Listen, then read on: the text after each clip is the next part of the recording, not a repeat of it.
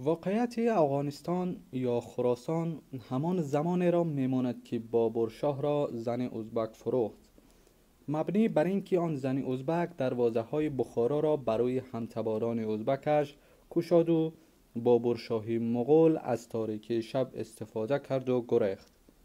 برای یک ازبک چه فرق داشت که 500 سال قبل به جای بابر مغول خانه ازبک بخارا را صاحب می شود.